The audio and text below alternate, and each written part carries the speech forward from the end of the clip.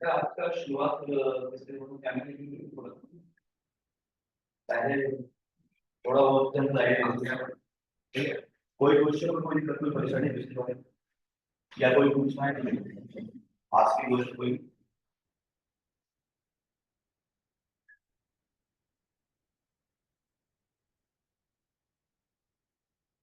अगर हम जनरल बात करें बहुत ही सिंपल केस में, तो अगर आपको इक्विलिब्रियम को बेटा डिस्क्राइब करना कुछ स्लाइड्स में आपके साथ लेके आया हूं, तो जो नोट कर रहे हैं वो नोट करते हैं। उस चीज को मुझे बनता है कि मैं स्लाइड में भी क्लियर कर दूंगा, लेकिन मैं बात सिर्फ इतनी ही करूंगा।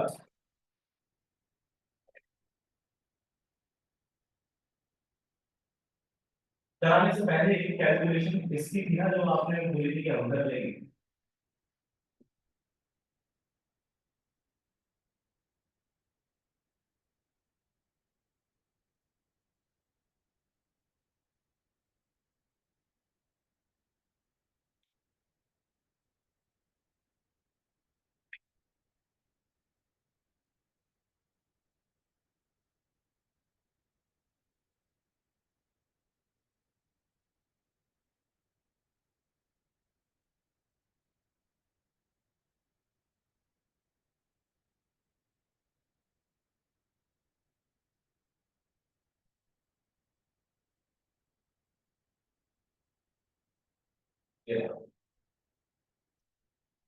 अब एक बात बताइए कि सबसे पहले हम शुरुआत करूं केमिकल इक्विलिब्रियम की, तो एस्टैब्लिश क्या करता है केमिकल इक्विलिब्रियम?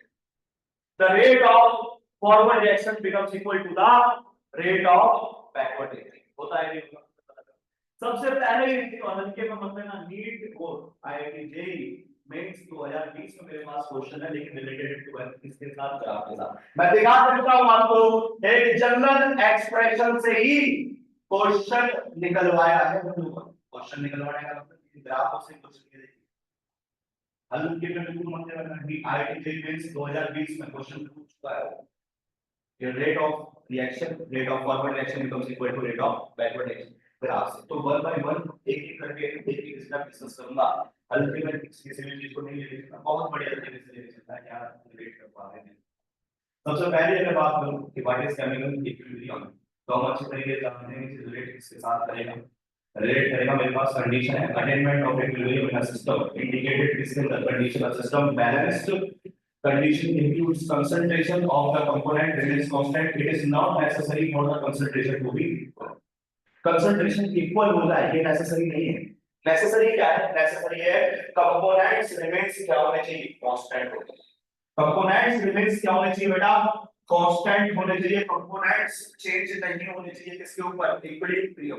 पार्ट किसका है, क्या इंडिकेट कर सकते हैं इस स्टेप को, इस पार्ट को इंडिकेट कर सकते हैं, that is application of chemical equilibrium. Part किसका है आपका, एप्लीकेशन ऑफ केमिकल इक्विलिब्रियम। कैसे रिलेट किया गया है, रिलेट किया गया है कि जी कंपोनेंट चेंज नहीं होने चाहिए, कंपोनेंट रिमेंस कांस्टेंट। जैसे फॉर एग्जांपल मैं आपसे बोलता हूं कि कोई भी एक रिएक्शन है, ए गैसियस स्टेट में इक्विलिब्रियम पर आ रहा है किसके साथ, बी के साथ, जो कि स्टेट कैसी है मेरे पास, गैसियस। तो अब आप क्या बोलेंगे कि इस कंडीशन में ए और बी की कंसंट्रेशन में कोई भी चेंज, यानी कंसंट्रेशन में, और अगर कंसंट्रेशन कांस्टेंट नहीं होगी तो आप क्या बोलेंगे, क्या कांस्टेंट है, कंपोनेंट्स नेवर बी चेंज। अब आप जानते हैं कि साइन जो आप डबल है इसका सीधा सा मतलब क्या होता है, इसको इंडिकेट करता है इक्विलिब्रियम। और इक्विलिब्रियम को समझाने के लिए मेरे पास क्या होता है, इक्विलिब्रियम होता है रेट ऑफ फॉरवर्ड को आप इंडिकेट रिप्रेजेंट करते हैं किससे, यस।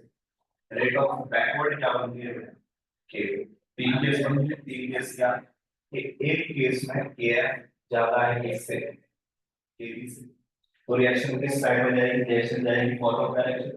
रिप्रेजेंट कैसे हो जाएगा, अगर केस फर्स्ट आप बोलते हैं कि KF is very very much greater than as compared to KB, तो रिप्रेजेंट कैसे किया जाएगा बेटा, रेट बी से ज्यादा रेट होगा किसका, बीजी का, और कम होगा किसका, यही कंडीशन बनेगी। Reaction more prone towards the, ये कंडीशन क्या है, reaction more prone towards the, reaction more prone towards the, prone towards the forward direction, more prone towards the forward direction, less favor towards the किसकी तरफ, अगर मैं बात करूं less favor किसकी तरफ है बेटा, less favor towards the backward direction, less favor करती है इस डायरेक्शन में, backward direction, बात क्लियर हुई है नहीं क्लियर, कोई दिक्कत कोई परेशानी नहीं, पहला केस आपने बोला हेड यानी कि रिएक्शन मोड, उसके बाद अगर केस सेकंड पूछता हूं आपसे कि क्या इक्विलिब्रियम, बिल्कुल इक्विलिब्रियम अटेंड होगा, कंसंट्रेशन चेंज करेंगे, आपने बोला कि ए किस स्टेट में है, गैसियस स्टेट में, और बी किस स्टेट में है, गैसियस स्टेट में, रिएक्शन को और कम जाना चाहती है आगे, लेकिन बहुत फेवर है किसकी तरफ, बैकवर्ड, तो इस वाले केस में क्या हो जाएगा, AB is far greater than this से KF से, यानी कि reaction more prone towards the backward direction as compared to less prone towards the forward direction, less prone होगी किस डायरेक्शन, less prone होगी फॉरवर्ड डायरेक्शन और more prone होगी किस डायरेक्शन, बैकवर्ड डायरेक्शन। तो आप ये नहीं बोल सकते कि it is not necessary to be concluded that the concentration of any components remains constant equal, क्या चीज इक्वल होनी चाहिए, क्या चीज नहीं होना चाहिए, component remains constant, component change नहीं होनी चाहिए, केमिकल इक्विलिब्रियम डिस्कस करना है, कोई दिक्कत कोई परेशानी नहीं, इससे पहले थर्मोडायनामिक्स के सारे पीवाई की लगा लिए थे, उसमें कोई दिक्कत कोई परेशानी पीवाई की थर्मोडायनामिक्स वाले केस में नहीं, केमिकल इक्विलिब्रियम की सबसे पहली शुरुआत करी मैंने, chemical equilibrium, what is the basic definition of chemical equilibrium, आप अच्छी तरह से जानते हो, rate of forward is equal to rate of backward, क्या हमेशा ऐसा होगा, आप कंपटीशन के थ्रू ले कितने केस बन जाते हैं मेरे पास, तीन केस में पहला केस क्या होता है, concentration of the components remains constant, it is not necessary for the concentration of the to be equal, यानी कि पहला केस क्या बोला मैंने कि केस 1 में Kf ज्यादा है किससे, Kg से, इक्विलिब्रियम अटेन करेगी रिएक्शन, लेकिन मोर प्रॉन होगी किस डायरेक्शन में, फॉरवर्ड, लेस प्रॉन होगी किस डायरेक्शन में, बैकवर्ड। उसके बाद अगर केस सेकंड डिस्कस करता हूं तो आपने बोला कि Kf is less as compared to Kb, तो Kb is far greater than of क्या होगा मेरे पास, ये कंडीशन है। उसके बाद अगर मैं आपसे बात करता हूं कि केस थर्ड क्या बन जाएगा, केस थर्ड बनेगा क्या, केस थर्ड बनेगा जिसमें Ag बराबर है किसके, Ag बराबर है किसके, क्या हो जाएगा, Kf बराबर Kb के या Kf less than Kb, Kf बराबर हो जाएगा किसके, क्या बोल सकते हैं आप, rate of forward, rate of forward is equal to किसके बराबर है, रेट ऑफ, ये जो इक्विलिब्रियम लाई करता है, यानी कि Kf इक्वल टू Kb, इस इक्विलिब्रियम को बोला जाता है क्या, डायनामिक इक्विलिब्रियम, क्या बोला जाता है, डायनामिक इक्विलिब्रियम। दो टाइप के इक्विलिब्रियम होते हैं, डायनामिक इक्विलिब्रियम और दूसरा स्टैटिक इक्विलिब्रियम।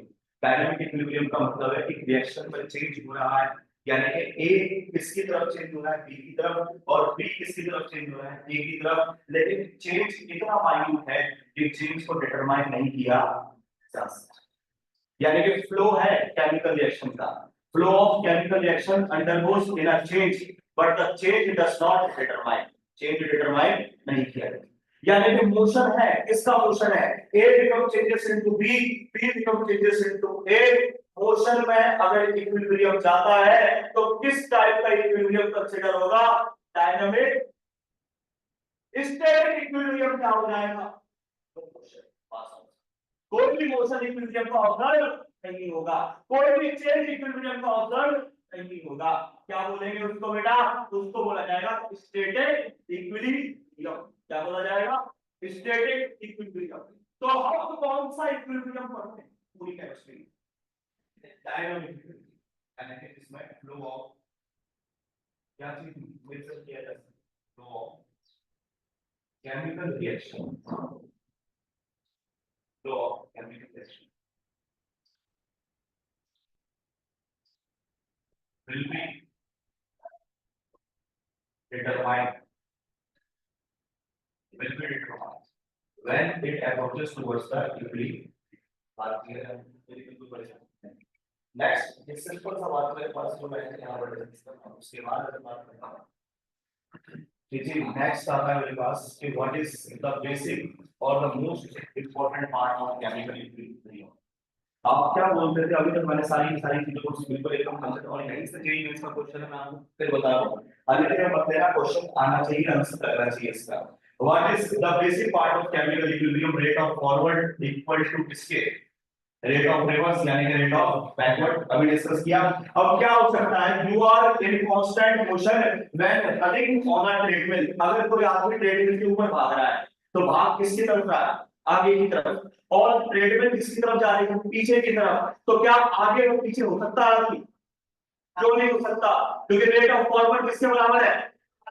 तो अगर मैं आपको बोलता हूं you are in equilibrium with the treadmill आप इक्विलिब्रियम में किसके साथ ट्रेडमिल के साथ फिर क्या होगा you are neither moving forward nor backward उसके बाद अगर तुम as fast as you run forward the treadmill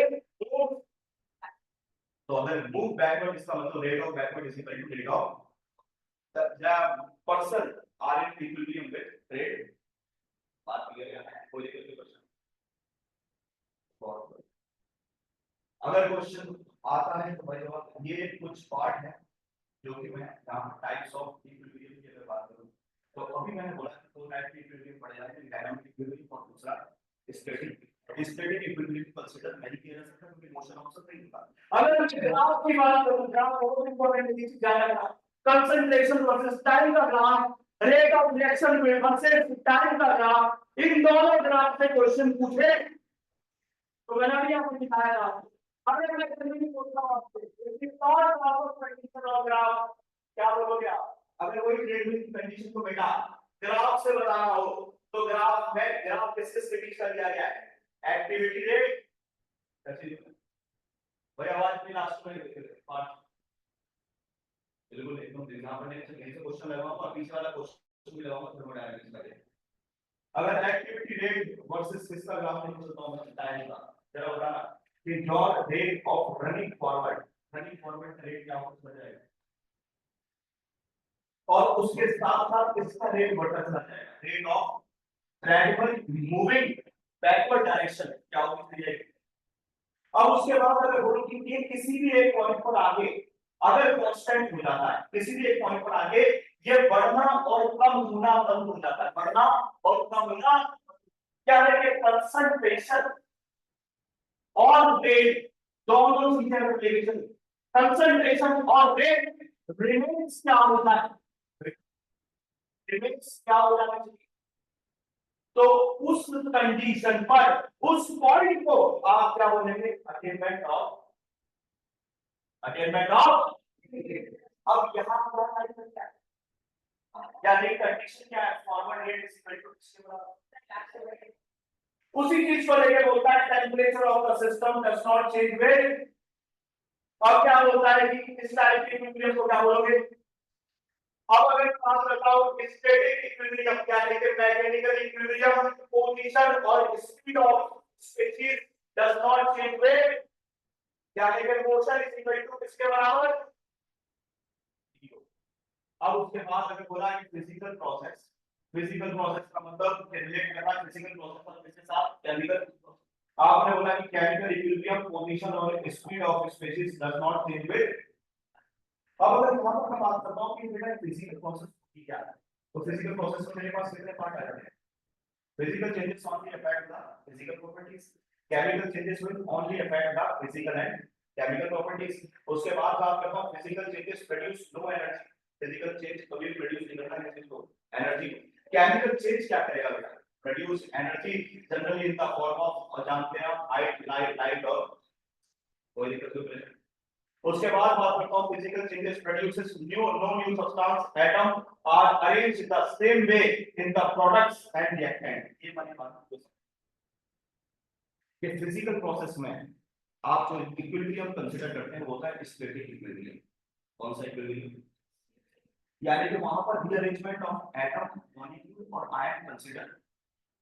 chemical equilibrium पर रीअरेंजमेंट होता है किसका? एटम, मॉलिक्यूल और आयंस का, to produce a new product, to produce a new product. आपने बिल्कुल सेम बोला कि अगर सपोज करिए कि ए चेंज ही नहीं होना चाहता किसमें, बी में, तो क्या मैं इसको डायनामिक इक्विलिब्रियम बोल सकता हूं? क्यों? क्योंकि अगर रिएक्शन को मैं डिस्टिंग्विश करता हूं तो भाई साहब पहला पॉइंट क्या है आपका कि एजी अगर बीजी में जा रहा है तो ये पार्ट है किसका? ए। और अगर बीजी एजी में चेंज होता है तो बीजी दूसरे वाले के लिए क्या बन जाएगा बेटा? रेट किसका आएगा? तो बीजी पहले वाले के लिए क्या था मेरे पास? रिएक्टेंट। और दूसरे वाले के लिए क्या बन गया बेटा? दूसरे वाले के लिए क्या बन गया? अगर पहले वाले के लिए क्या था? पहले वाले के लिए था प्रोडक्ट, तो दूसरे वाले के लिए क्या बन गया बेटा? दूसरे वाले के लिए बन गया मेरे पास रिएक्टेंट। दूसरे वाले के लिए क्या बन गया? रिएक्टेंट। तो इक्विलिब्रियम पर जो पहली कंडीशन है, यानी कि जो पहला प्रोडक्ट बन रहा है, वो दूसरे केस के लिए क्या बन जाएगा? रिएक्टेंट। क्या बन जाएगा? अब उसके बाद बोलता है कि यही अरेंजमेंट अगर चेंज हो रहा है, एटम, मॉलिक्यूल और आयन रीअरेंज होके किस में चेंज हो रहा है? प्रोडक्ट में, तो वो चेंज किस टाइप का होगा? केमिकल चेंज या प्रोडक्ट फिजिकल चेंज? वो चेंज होगा किस टाइप का? Chemical change. फिजिकल चेंज में एटम का रीअरेंजमेंट पॉसिबल। अब उसके बाद अगर मैं नेक्स्ट लेके चलता हूँ, ये अगर बहुत इंपॉर्टेंट कुछ पार्ट में एनसीईआरटी से भी कंसीडर करना, ये मेन नोट्स है इसके चाहिए। और various examples of equilibrium. Coca Cola कितनों ने पी? पेप्सी, कोको कोला, फैंटा भी। ढक्कन खोलते ही क्या होता है? व्हिस्क करके आवाज आती है, किसकी वजह से? Absorption of carbon dioxide. और एब्जॉर्प्शन ऑफ कार्बन डाइऑक्साइड आप प्लस 2 में एक पॉइंट पढ़ेंगे, पूरा प्लस 2 में क्या 11 में शुरुआत हो जाती है हेनरीज लॉ की। किसकी? हेनरीज लॉ की। कि सॉल्युबिलिटी गैसियस सब्सटेंस की बेटा बहुत माइनर होती है किसकी सरफेस के ऊपर? लिक्विड सरफेस के ऊपर। हाई प्रेशर रखा जाता है, लो टेम्परेचर रखा जाता है, तो क्या होता है? गैस एब्सॉर्ब होती है किसकी सरफेस के ऊपर? लिक्विड की सरफेस के ऊपर। तो इसने बोला कि H2 के साथ कार्बन डाइऑक्साइड मिलाई तो बना क्या मेरे पास? कार्बनिक एसिड H2CO3। इक्विलिब्रियम आ गया किसके बीच में? कार्बन डाइऑक्साइड और वाटर के बीच में। बात ये आपने ढक्कन को जैसे ओपन किया तो फिर सर्दी आवाज आई, यानी कि कार्बन डाइऑक्साइड एस्केप होने शुरू हो गए। तो पहला एग्जांपल क्या होता है? इनसाइड अ बोतल ऑफ इसी cold drink there is a carbon dioxide dissolved in the. उसके बाद सेकंड क्या होता है? Space the liquid and air can also contain carbon dioxide gas. Carbon dioxide moves constantly from the liquid to the gaseous phase, from the gaseous phase to the into the liquid, maintaining the equilibrium. Carbon dioxide किसके साथ equilibrium maintain कर रही है? Water के साथ। क्या बना रही है? कार्बोनिक। क्या बना रही है? कार्बन। कुछ जो बची हुई कार्बन डाइऑक्साइड है वो मूव कर रही है बोतल के, जो स्पेस बचा हुआ है किसके बीच में? लिक्विड और गैस के बीच में। तो जब आप कैप ओपन करते हैं तो किस करके वो कार्बन डाइऑक्साइड एस्केप होता है। अब मैं आगे रिलेट करूंगा kinetic theory of gaseous state से। नेक्स्ट क्या बोला आपने? वाइल अब कितना ब्रेक साइकिल चलाएंगे अच्छी तरीके से चलाएंगे, कोई दिक्कत नहीं परेशानी। अब देखिए जब सबसे पहले जब हम साइकिल चलाना शुरू करते हैं तो पैडल के ऊपर ज्यादा प्रेशर लगाते हैं या कम? ज्यादा प्रेशर। लेकिन एक बार साइकिल अगर चलनी शुरू हो जाती है तो प्रेशर धीरे धीरे करके कम होने शुरू हो जाता है। तो इसका मतलब क्या है कि बाईसाइकिल का जो पैडल है और जो आप प्रेशर लगा रहे हैं वो दोनों आपस में किस किस फेस में आ गए? इक्वली। किस में आ गए? इक्वली। उसके बाद अगर मैंने आपको बोला यही चीज था तो ग्राफ मैं अभी आगे का डिस्कस करूंगा। उसमें यही है कि अगर रेट के साथ आप वैल्यू देखते हैं तो बेटा पहले बहुत तेजी से रेट डिक्रीज होता है किसका? रिएक्टेंट का। फिर वैसा वैसा रेट बहुत तेजी से बढ़ता है इसका? प्रोडक्ट का।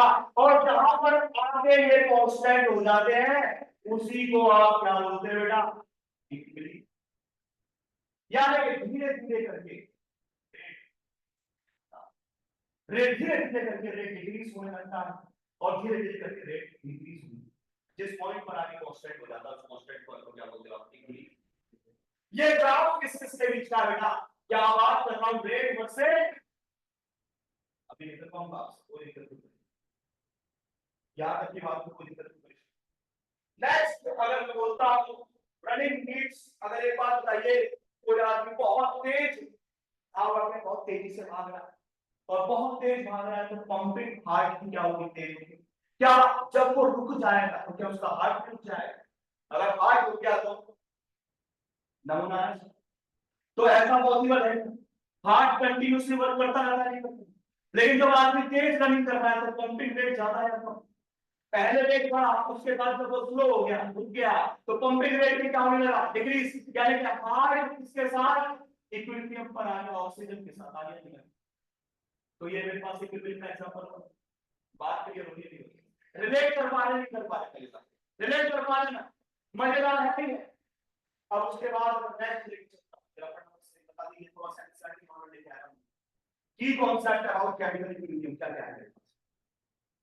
सबसे पहला एग्जांपल है लिक्विड इक्विलिब्रियम, कुछ चीज ध्यान रखना बेटा, थर्मोडायनामिक्स को अगर केमिकल इक्विलिब्रियम से अलग करूं तो ईशान बताएगा मेरे को कि थर्मोडायनामिक्स किस कंटेनर के ऊपर काम करती है और इक्विलिब्रियम किस कंटेनर के ऊपर काम करती है। either it is open system or either it is closed system. कितने लोगों ने equilibrium must be contained in a closed system. Thermodynamics was always in a open system. Energy का exchange open system में पढ़ा जाता है thermodynamics में, लेकिन equilibrium तब तक अटेन नहीं हो पाएगा जब तक कि कंटेनर closed। बात क्लियर हो गया? लिक्विड और वेपर का इक्विलिब्रियम है, कंटेनर क्लोज होगा यार, अगर ओपन हो तो एस्केप नहीं हो जाएगी गैसेस, अगर गैसेस सब्सटेंस एस्केप हो जाएगा तो दोबारा से गैस लिक्विड में कैसे चेंज होगी, क्योंकि गैस का चेंज लिक्विड में कंडेंसेशन कहलाता नहीं कहलाता, और लिक्विड का चेंज गैस में वेपोराइजेशन कहलाता नहीं कहलाता। जब rate of vaporisation rate of condensation के बराबर हो जाए, इसका मतलब H2O लिक्विड इक्विलिब्रियम पर आ गया, इसके साथ H2O गैस के साथ। बात मत समझ में आ रही है? अब वो एनर्जी होती है क्या, liquid equilibrium molecules with relatively higher kinetic energy, molecules with relatively higher। अब एक चीज ध्यान रखना कि किसी कंटेनर के अंदर अगर लिक्विड रखा है तो हर मॉलिक्यूल की काइनेटिक एनर्जी बराबर नहीं होती। जो सरफेस के मॉलिक्यूल होते हैं वो ज्यादा सबसे पहले टेंडेंसी रखते हैं किस में चेंज होने के लिए, गैसियस स्टेट में चेंज होने के लिए, इसमें चेंज होने के लिए। तो surface molecule are having a higher tendency to escape into the gaseous state। तो obvious सी बात है, वो ये होता है कि molecules with relatively higher kinetic energy escape to the liquid surface into the vapor phase, and the number of liquid molecules from the vapor phase is strike into the liquid surface and retain in the liquid phase। retain इसमें liquid बात नहीं। अब ये चीज समझाने के लिए एक चीज का करना पड़ेगा, कि कंटेनर मेरे पास क्लोज करना है, कंटेनर कैसा है, क्लोज। यहाँ पर आपने लिक्विड रखा, लिक्विड को कांस्टेंटली क्या करना है, आप लिक्विड को कांस्टेंटली एक्सटर्नल यानी कि बॉईल करना। अब लिक्विड सब्सटेंस बड़ा चेंज कैसे होता है, अगर बात करता हूँ लिक्विड सब्सटेंस एस्केप करने की टेंडेंसी रखती है, और कौन से मॉलिक्यूल एस्केप पहले होंगे, यानी कि कौन से मॉलिक्यूल पहले यहाँ पर सिस्टम जनरेट करेगा किस स्टेट को, गैसेस, ये स्टेट कौन सा है मेरे पास, लिक्विड। तो आपने बोला जिन मॉलिक्यूल्स के पास हायर काइनेटिक एनर्जी होगी वो किस में चेंज होने की कोशिश करेंगे, molecules with relatively higher kinetic energy escape from liquid surface, यानी कि लिक्विड सरफेस को छोड़ देंगे, और लिक्विड सरफेस को छोड़ देंगे तो किस में चेंज हो जाएंगे, अगर वो ऊपर जाता है तो किस में चेंज हो जाएंगे, वेपर। और वेपर फेज किसका एग्जांपल है आपका, गैसेस का या लिक्विड का, गैसेस का। स्ट्राइक करेगा कंटेनर के साथ, वापस आएगा टकराएगा किसके साथ, लिक्विड के साथ। तो मेरे पास इक्विलिब्रियम किसका मेंटेन हो गया, लिक्विड और इक्विलिब्रियम किसका मेंटेन हो गया, लिक्विड और गैसियस सब्सटेंस का मेंटेन हुआ है नहीं, इक्विलिब्रियम किसका मेंटेन हो गया। अब सपोज कर मैं ट्रैप ओपन कर देता, प्रेशर क्या होता है कांस्टेंट, लिक्विड एस्केप करके कहां चला जाता है एनवायरनमेंट में, और वो दोबारा से किसमें चेंज नहीं हो पाता, लिक्विड में चेंज नहीं हो पाता। अब इसका मैं क्लासिक एग्जांपल रिसर्च से जोड़ सकता हूं, कंडेंसेशन बोली जाती है कौन सी प्रोसेस, अगर लिक्विड याद रखना, लिक्विड अगर गैस में चेंज हो रहा है तो प्रोसेस कौन सी है बेटा मेरे पास, वेपोराइजेशन। लेकिन अगर मैं बोलता हूं गैस दोबारा से लिक्विड में चेंज हो जाए, प्रोसेस कौन सी कराएंगे बेटा, कंडेंसेशन। बात क्लियर हो रही है, कोई दिक्कत कोई परेशानी नहीं। उसके बाद बोला कि स्टेटमेंट क्या है, it gives rise to a constant vapour pressure, vapour pressure कैसा है कांस्टेंट। अब उसके बाद बोलता हूं because of an equilibrium in which the number of molecules leaving the liquid. अब एक बात बताइए कि वेपर प्रेशर कांस्टेंट होने का मतलब क्या है, वेपर प्रेशर कांस्टेंट होने का मतलब है the pressure exerted by the liquid substance when the molecule gets converted into the gaseous phase are a constant. ना ही वेपर प्रेशर बढ़ रहा है, ना ही वेपर प्रेशर कम हो रहा है। तो उस फेज में लिक्विड भी है और उस फेज में अगर वेपर प्रेशर बढ़ जाता तो सारा का सारा लिक्विड किसमें होता, गैसियस में। तो वेपर प्रेशर रिमेंस क्या है मेरे पास। उसके बाद क्या होगा कि molecules leaving the liquid equal the number returning to the liquid vapour वही चीज हो, जितने मॉलिक्यूल किस फेज में जा रहे हैं गैसियस में, उतने ही मॉलिक्यूल किस में आ रहे हैं वापस लिक्विड फेज में। उसके बाद होता है we say that the system has reached equilibrium state, मान लिया at this stage however this is not static equilibrium, बेटा यहां से एमसीक्यू बन सकता है कि it is not a static equilibrium, motion यहां पर सीज नहीं हुआ है। गैस के मॉलिक्यूल पहले लिक्विड के मॉलिक्यूल पहले किस में जाते हैं गैस में, फिर गैस के मॉलिक्यूल किस में आना शुरू होगा लिक्विड में। तो मोशन बराबर है यानी कि डायनामिक बराबर है किसका इक्विलिब्रियम। तो it is not a part of static equilibrium, there is lot of activity at the boundary. एक चीज ध्यान रखना कि मैंने थर्मोडायनामिक्स में आपको बता रखा है कि वर्क हमेशा परफॉर्म होता है कहां पर, एट बाउंड्री पर। वर्क कहां पर परफॉर्म होता है बाउंड्री पर, तो वर्क हमेशा कहां परफॉर्म होगा एट बाउंड्री, जो कि एक्सेस करेंगे किसके बीच में बेटा लिक्विड और वेपर। उसके बाद बोलता है the at equilibrium the rate of evaporation is equal to the rate of condensation. क्या आपकी बात में कोई कंडेंसेशन, रेट ऑफ इवेपोरेशन किसके बराबर है बेटा, रेट ऑफ कंडेंसेशन के बराबर। कोई दिक्कत नहीं, rate of condensation, rate of condensation. अब एक बात बताइए थोड़ा सा, मैं इस चीज को रिसर्च से दूर कि मॉलिक्यूल सपोज कभी दो कंटेनर दो बीकर है मेरे पास, आपने डिस्टिल वाटर का नाम सुना होगा। डिस्टिल वाटर को जनरेट कैसे किया जाता है, कैसे बनता है डिस्टिल वाटर, अगर मैं डिस्टिल वाटर की बात करूं कैसे, बहुत इंपॉर्टेंट पार्ट होता है कि अगर हम रिलेट करते हैं कि किसी चीज को कैसे रिलेट कर सकते। सपोज फॉर एग्जांपल जरा आप देखते हैं थर्मोडायनामिक्स के साथ डील करना है पूरे कहानी को, पूरे सपोज मैं दो बीकर लेके चल रहा हूं, दो आरबी है मेरे पास और आरबी को एक यूट्यूब के साथ यूट्यूब नेट के साथ बेटा मैं कनेक्ट करता हूं। ये राउंड बॉटम फ्लास्क कहलाता है, कैसा था राउंड बॉटम। अब राउंड बॉटम फ्लास्क को दो आरबी लेके चला मैं, दो राउंड बॉटम फ्लास्क मैं लिए। अब अगर मैं आपसे बोलता हूं एक बात बताइए कि पहले आरबी को आप कांस्टेंटली हीट दे रहे हैं, क्या दे रहे हैं आपसे लगातार क्या मिल रही है हीट दे रहे हैं। अब उसके बाद अगर आप बोलते हैं कि यहां पर रखा हुआ है लिक्विड, ठीक है जी मान लिया पूरा भरा हुआ है लिक्विड से, आफ्टर सम टाइम आप क्या बोलेंगे कि लिक्विड को एस्केप करने के लिए टेंडेंसी मिली या नहीं मिली, बिल्कुल मिली। कहां गया, अपवर्ड मोशन हुआ। अब जैसे जैसे हीटेड सब्सटेंस से दूर जा रहा था, ये बॉडी हॉट बॉडी थी या कोल्ड बॉडी थी, हॉट बॉडी से किसकी तरफ जा रहा है कोल्ड बॉडी। तो सेकंड लॉ ऑफ थर्मोडायनामिक्स क्या बोलता है कि एनर्जी का ट्रांसफॉर्मेशन कहां पर होगा, हॉट बॉडी से कोल्ड बॉडी। और फिर हम आगे तो एनवायरनमेंट में एयर के मॉलिक्यूल्स होंगे, किसके मॉलिक्यूल होंगे, एयर के मॉलिक्यूल्स होंगे।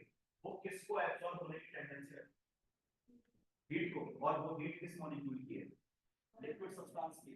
तो हीट कहां से किसकी तरफ ट्रांसफर होगी, लिक्विड सब्सटेंस से एयर के मॉलिक्यूल्स की तरफ। तो एयर का एनवायरनमेंट क्या होने लग जाएगा, बढ़ने लग जाएगा, लिक्विड का एनवायरनमेंट क्या होने लग जाएगा।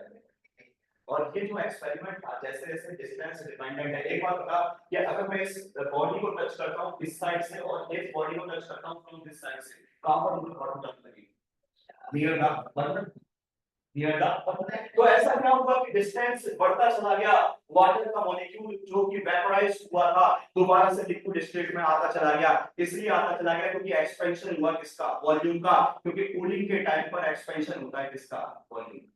This effect is called as cooling effect, जो कि किसने प्रपोज किया था, जूल थॉमसन इफेक्ट ने।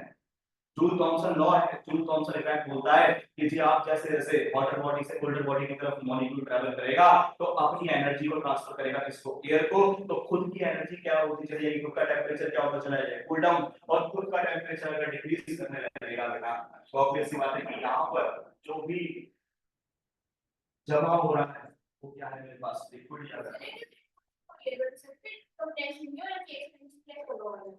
वॉल्यूम एक्सपेंड कैसे करेगा, ये क्वेश्चन है कूलिंग के टाइम। अब देखो दो चीजें हैं क्या कि इंटरमॉलिक्यूलर फोर्स ऑफ अट्रैक्शन अगर हम लेके चलें तो इंटरमॉलिक्यूलर ऑफ अट्रैक्शन बोलता है कि जो लिक्विड सब्सटेंस का इंटरमॉलिक्यूलर अट्रैक्शन सबसे ज्यादा है। एज कंपेयर टू किससे, गैसियस सब्सटेंस से। पहला पॉइंट लिख सकते हो गैसियस सब्सटेंस। अब एक बात बता के सरफेस एरिया बढ़ेगा, सरफेस एरिया अगर बढ़ेगा तो एक्सपेंशन या कम बढ़ेगा, सरफेस एरिया बढ़ा, सरफेस एरिया बढ़ा किसका, गैसियस सब्सटेंस का एरिया। फिर दोबारा सरफेस एरिया की बात करें, area related to the work liquid substance का ज्यादा है सरफेस गैसेस।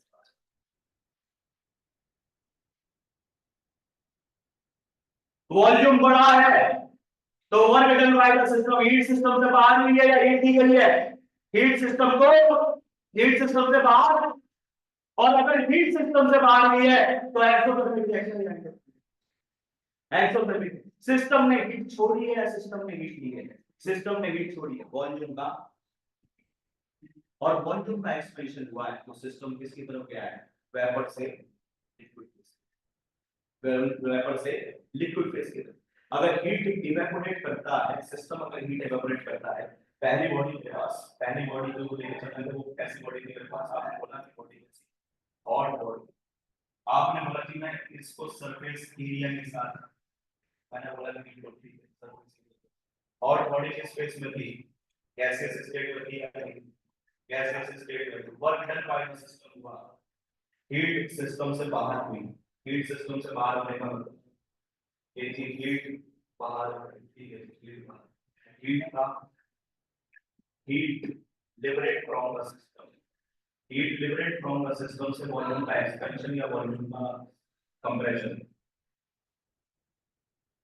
वॉल्यूम का एक्सपेंशन या वॉल्यूम का कंप्रेशन, वॉल्यूम का एक्सपेंशन और वॉल्यूम का एक्सपेंशन। तो आप क्या बोलेंगे कि जी this effect is called as क्या है कि हॉटर बॉडी से एनर्जी किसकी तरफ ट्रांसफर होगी, हॉटर बॉडी से एनर्जी किसकी तरफ ट्रांसफर होगी।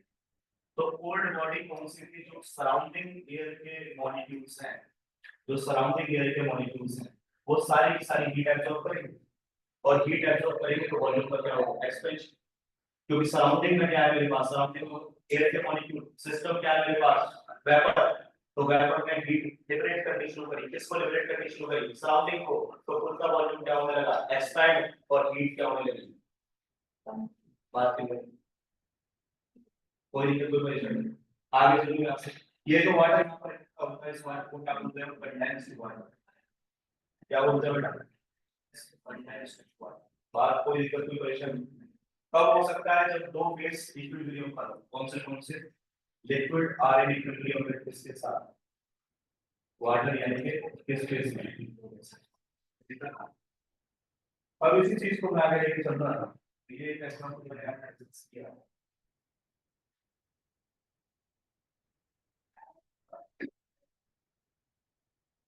अब उसके बाद नेक्स्ट एक्टिविटी में अब significance of double headed headed हम आप देखते हैं आंसर क्यों होती है कि क्या है मेरे पास double headed. The double half arrow indicate that the process in both the directions are going in simultaneously. कोई एक्सटर्नल फोर्स नहीं लग रही है कि जिसकी वजह से जो है प्रोसेस अगर हो, both the process अगर on simultaneously। उसके बाद बोला कि अब the mixture of reactant and product in the equilibrium state are called as equilibrium। simultaneously का सबसे अच्छा तरीका मैं बताऊंगा आपको कि क्या है, कि ऐसा कभी नहीं हो सकता, ये चीज ध्यान रखना कि इक्विलिब्रियम पर ये बहुत इंपॉर्टेंट एस्पेक्ट बन सकता है। ऐसा कभी नहीं हो सकता कि कंसंट्रेशन रिएक्टेंट की तो डिक्रीज कर रही है लेकिन प्रोडक्ट की concentration as vice versa increase नहीं होने लगी। यानी कि आप क्या बोलेंगे, जितनी कंसंट्रेशन डिक्रीज हुई किसकी, रिएक्टेंट की, उतनी वाइस वर्सा कंसंट्रेशन बढ़नी चाहिए उसी रेट में किसकी, प्रोडक्ट होना चाहिए, नहीं होना चाहिए। यानी कि रेट दोनों का बराबर होना चाहिए, रेट किसी भी एक का कम है तो इक्विलिब्रियम अटेन, यानी रिएक्शन अगर ऑन बोथ द डायरेक्शन, बात करते हैं कोई टेंशन। उसके बाद आपने बोला कि आंसर किसे पॉइंट लिखना है, एक equilibrium can be established for both, इसके लिए physical process and chemical process. Physical process का किस टाइप का इक्विलिब्रियम होगा अभी मैंने आपको बताया, स्टैटिक या डायनामिक।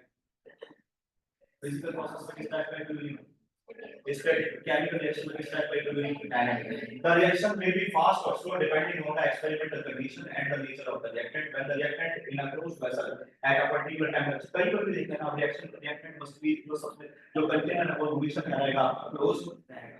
उसके बाद बात करता है the concentration of the reactant keeps on decreasing while those of the product increasing। अभी मैंने आपको ये समझाया, आप फिर उसके बाद ये स्टेटमेंट देखिए which there is no change in the concentration of either of the reactant and product, the stage of the system is the क्या कहेंगे, the stage of the system is called as dynamic equilibrium। जितना change आता है, एक्सपेरिमेंटलिस्ट ये बोलते हैं, ये चीज ध्यान रखनी है कि सबसे ज्यादा अगर इंपॉर्टेंट बात अगर मैं डिस्कस करूं तो आप कैसे पहचानेंगे कि किसी भी रिएक्शन में इक्विलिब्रियम आ गया है, आप कैसे पहचानेंगे कि किसी भी रिएक्शन में इक्विलिब्रियम आ गया, आप कैसे फॉलो करेंगे कि किसी भी रिएक्शन में इक्विलिब्रियम एस्टैब्लिश हो गया, क्या सबसे सस्ता तरीका है इक्विलिब्रियम को देखने का, कंसंट्रेशन कैसे पहचानोगे आप, कंसंट्रेशन को ऑब्जर्व भी नहीं करते। मेरा क्वेश्चन आपसे ये है बेटा कि कैसे डिटरमाइन करोगे कि इक्विलिब्रियम रीच हो चुका है, फिजिकल ऑब्जर्वेशन मैंने एक हिंट और दिया,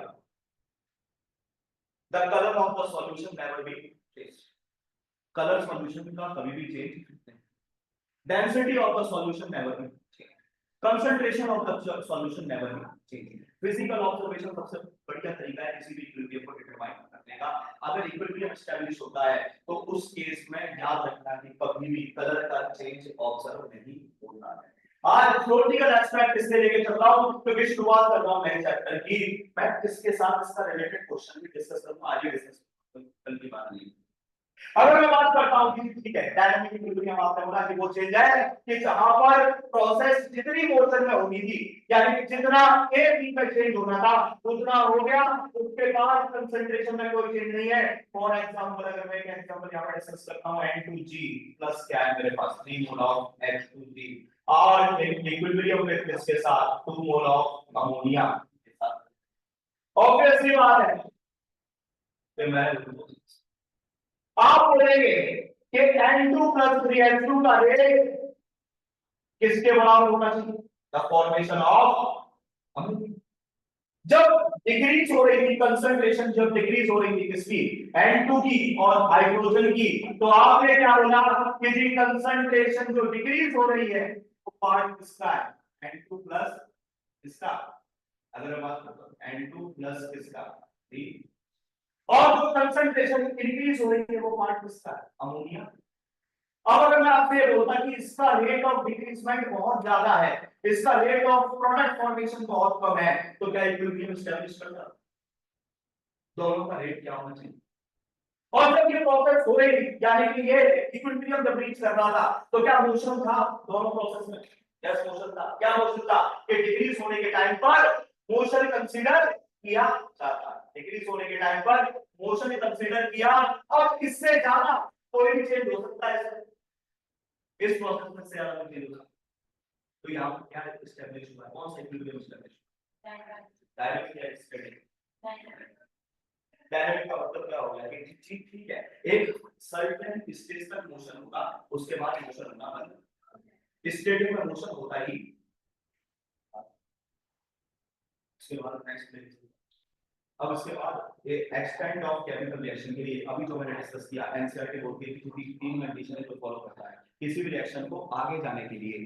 तीन प्रोसेस है जब अगर रिएक्शन इक्विलिब्रियम पर अटेन होती है तो तीन प्रोसेस अगर करती है, क्या आती है, reaction that process nearly to the completion, nearly to the completion का मतलब रेट ऑफ फॉरवर्ड और ज्यादा है इससे रेट ऑफ बैलेंस। तो उसके बाद होगा negligible concentration of the reactant का लैब, बहुत कम कंसंट्रेशन रह जाएगी इसकी reactant। उसके बाद क्या होगा, in some cases it may not be even possible to determine the concentration that we relate कर पा रहे हो, जितनी चीजें क्लियर हो रही है, कोई दिक्कत तो परेशानी नहीं। अब जो कंसंट्रेशन आपकी छूट गई है, जो कंसंट्रेशन आपकी लेफ्ट हो गई है रिएक्टेंट की, क्या उसको फर्दर डिटरमाइन किया जा सकता है, नहीं। तो ये वाला केस क्या है मेरे पास बेटा, KF इज ग्रेटर देन क्या, पहले वाले केस में क्या KF is greater than KB। अब मैं KF और KB से कल की क्लास में लूंगा KB और KC का relation, that equilibrium constant at constant pressure और equilibrium constant at constant concentration।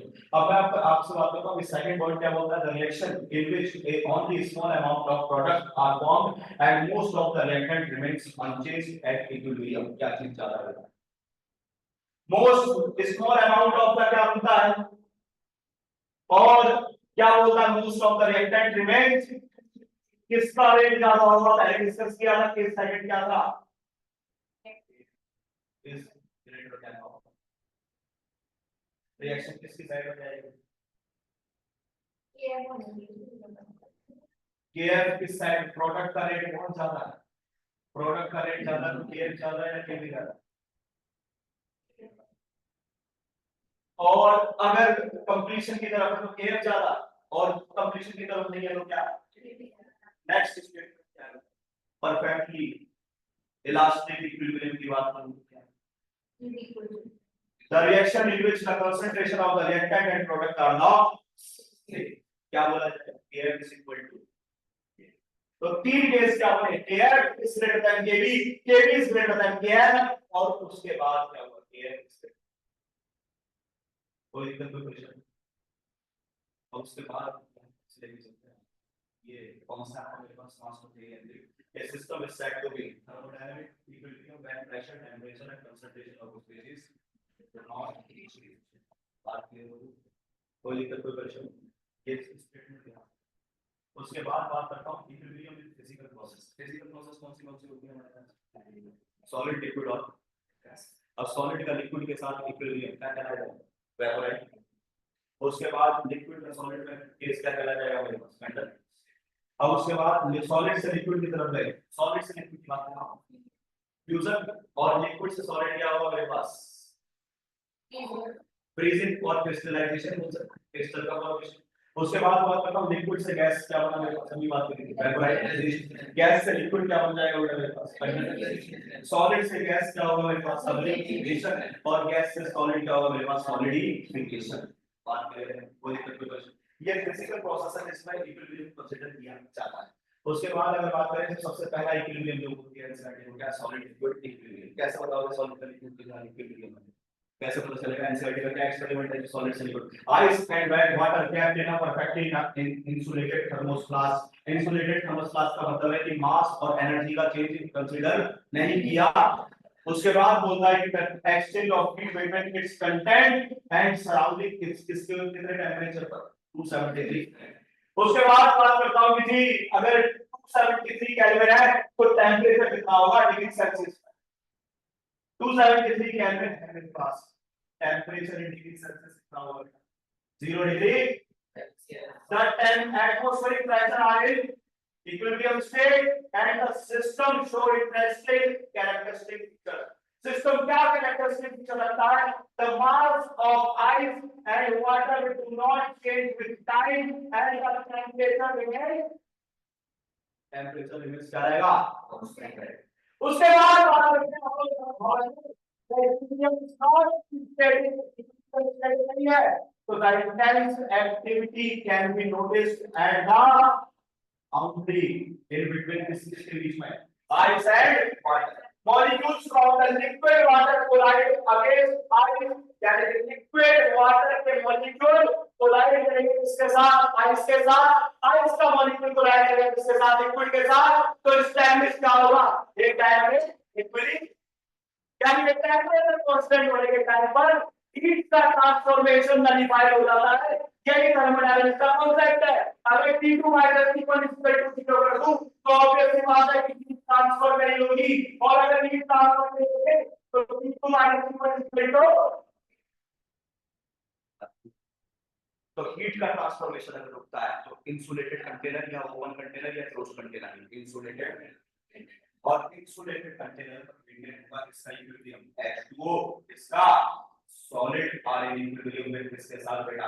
H2O liquid के साथ। बात क्लियर हो गई है?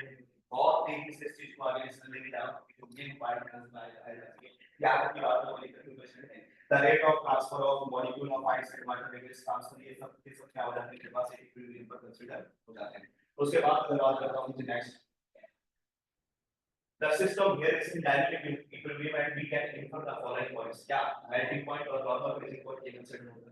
both the opposing process occur simultaneously, दोनों साथ में होंगी, both the process occur at the same rate। अब नेक्स्ट देखिए ये ग्राफ अपने आप में सारी क्या है? पहला ग्राफ थोड़ा सा अलग है बाकी दोनों से। पहले ग्राफ में रेट कंसीडर है, रेट का ग्राफ है। पहला ग्राफ जो अटेन कर रहा है वो अटेन कर रहा है किससे? पहला ग्राफ जो अटेन कर रहा है वो अटेन कर रहा है किससे? That is related to the rate. ये पूरा रिलेटेड है रेट से। बाकी के दो ग्राफ रिलेटेड होंगे कंसंट्रेशन इस के ऊपर है। सपोज करिए रिएक्टेंट और प्रोडक्ट दोनों क्या मेरे पास बराबर, ऑब्वियसली बात है कि इस पॉइंट पे क्या होगा, इस पॉइंट पर क्या है बेटा। उसके बाद अब यहाँ पर क्या होने लगा कि रिएक्टेंट ज्यादा है प्रोडक्ट से, तो ऑब्वियसली बात है कि रिएक्टेंट का रेट ज्यादा होगा किससे, प्रोडक्ट से। तो जिस पॉइंट पर आके ये बराबर हो गए उस पॉइंट पर क्या एड करेंगे। अब अगर मैं बात करता हूँ कि ऐसा क्या हुआ कि मेरे पास प्रोडक्ट का रेट ज्यादा हो गया किससे, रिएक्टेंट से। जिस पॉइंट पर, क्यों यहाँ पर अप्लाई नहीं करा क्योंकि यहाँ पर बढ़ रहा है और यहाँ पर क्या हो रहा है, डिक्रीज हो रहा है। किस पॉइंट पर आके इक्विलिब्रियम एस्टैब्लिश हो गया, जिस पॉइंट पर बढ़ना हो घटना कम, तो क्या होना पड़ेगा कि प्रोडक्ट के रेट को कम करना पड़ेगा और रिएक्टेंट के रेट को बढ़ाना, तो उस वाली कंडीशन पर इक्विलिब्रियम एस्टैब्लिश होगा। क्या किस कंडीशन पर वेरिएशन है वहां इक्विलिब्रियम कभी भी एस्टैब्लिश नहीं। बात क्लियर है। और उसके बाद नेक्स्ट डे पे चला बताओ आईडीजीएस 2020 शिफ्ट सेकंड।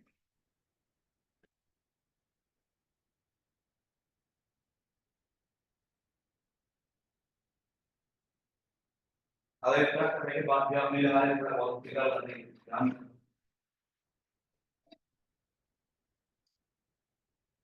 क्या बिना रेट बराबर किए इक्विलिब्रियम एस्टैब्लिश हो सकता है। आपने ये गैप देखा है, इस गैप का मतलब क्या है कि rate of forward rate of activity के बराबर, तो ऑब्वियसली बात है इस पॉइंट पर आपको इक्विलिब्रियम क्या है। और अगर हमने ये से रेट ऑफ से तो प्रोडक्ट का रेट होगा। क्वेश्चन को यहां पर फ्रेम कर रहा है, इसलिए ज्यादा सोचने वाली बात क्या है, इतनी ज्यादा सोचने वाली बात क्या है। इक्विलिब्रियम कहां लगेगा परफेक्टली, इक्विलिब्रियम कहां होगा, रेट का ग्राफ है, रेट का ग्राफ अभी समझाया था कि रेट सिर्फ यही ग्राफ रेट से रिलेट कर रहा है, कंसंट्रेशन वर्सेस टाइम के ग्राफ है दोनों के दोनों। अगर रेट की बात करूं, रेट ऑफ फॉरवर्ड किसके बराबर होना चाहिए, कौन सा ग्राफ का एक्सप्रेशन होगा इक्विलिब्रियम का, जल्दी बराबर बता दो। ए से अनलिमिटेड किससे बोला है, शायद तक अनलिमिटेड कंटीन्यूअस। कितने लोग बोले कंटीन्यूअस करेक्ट आंसर, और किससे क्या होता है, कौन सा रुद्रपुर रुद्र से हो गया वो भीम वाला रुद्रपुर क्या है। तो कौन सा ऑप्शन बेटा करेक्ट हो गया, रेट किसका बराबर है, कहां परफेक्टली एस्टैब्लिश हो रहा है, ऑब्वियसली बात है। ये इस वाले केस में देखिए ना, इस वाले केस में ये कंसंट्रेशन वेरी कर रही है, नहीं कर रही, तो ऑप्शन क्या हो गया, यहाँ आया कंसंट्रेशन, यहाँ पर भी कोई मैच नहीं है, कैंसिल आउट। तो यहाँ पर आया इस पॉइंट पर क्या होगा मेरे पास R F is equal to किसके बराबर बेटा, तो इक्विलिब्रियम एस्टैब्लिश हुआ ही हुआ। यहाँ पर देखो कि पहले यहाँ पर कांस्टेंट होने की कंडीशन थी, लेकिन उसके बाद क्या होने लगा, डिक्रीज होने लगा। यहाँ पर पहले डिक्रीज हुआ फिर उसके बाद क्या होने लगा, इंक्रीज होने लगा। ऑप्शन क्या होगा, तो करेक्ट ऑप्शन कौन सा, कोई दिक्कत कोई क्वेश्चन। अब वो भी देखते चला थोड़ा सा दिमाग लगाना पड़ेगा बेटा, आईटीजी 2020 कितने लोग लगा रहे हैं सेकंड क्वेश्चन बस।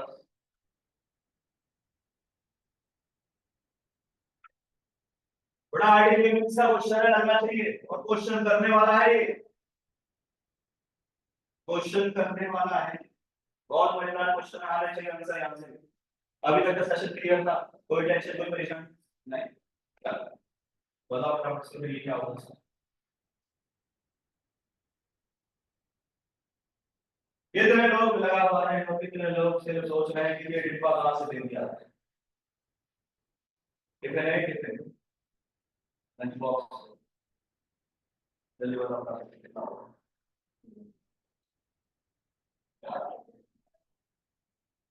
कितने लोग डालने की जरूरत है क्या, सेकंड मतलब बुलंदशहर, फर्स्ट ऑप्शन मतलब अलीगढ़, चलो भाई ऐसे। उसके बाद दूसरा फर्स्ट ऑप्शन, सभी फर्स्ट बोल रहे हैं yes, first option is the correct one, क्योंकि के इक्विलिब्रियम इज इक्वल टू के forward divided by K backward. अब के फॉरवर्ड के लिए क्या बोला उसने, कितने बॉक्सेस हैं के फॉरवर्ड में, जरा बताओ बॉक्सेस। के इक्विलिब्रियम इज इक्वल टू मैंने क्या बोला, K forward divided by K backward, समझा बताओ।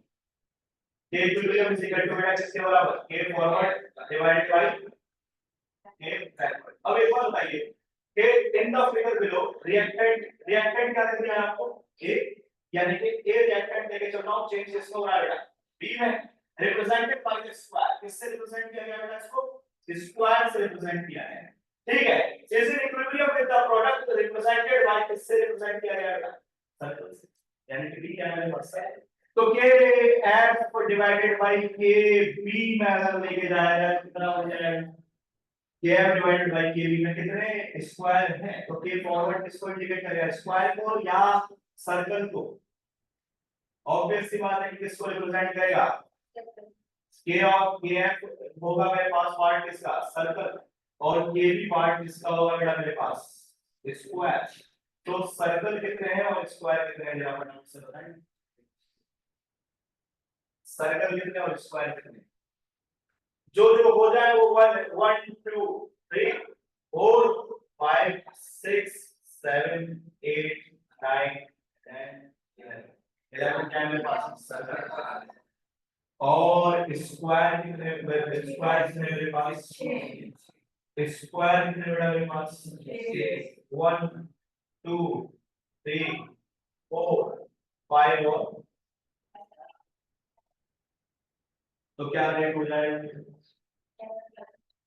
11 डिवाइडेड बाय 11 डिवाइडेड बाय 6 का सीधा सा मतलब, जल्दी बताओ फटाफट से, 1 पॉइंट 1 पॉइंट 1 पॉइंट क्या हो जाएगा,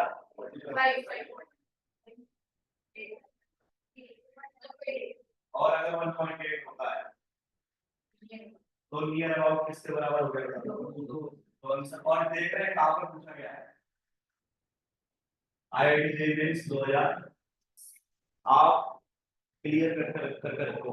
मैं थर्मोडायनामिक्स और इक्विलिब्रियम के लगातार 2 सेशन लूंगा मिक्स, जिसमें खाली आपके काम चलेगा पीवाईक्यू से पहले पहले थोड़ा थोड़ा कंसेप्ट थोड़ी चीजें भी पता होनी, कोई दिक्कत कोई परेशानी नहीं। नीट का एक क्वेश्चन ले लो, ऑप्शंस में ये था कि which of the following contain, या यहां पर एक चीज समझ आ रही है लास्ट में, हां बेटा, which of the following graphs mostly accurate multiple selective type, मतलब ऑप्शन में ये इसकी टाइप था, कौन सा ग्राफ जो है,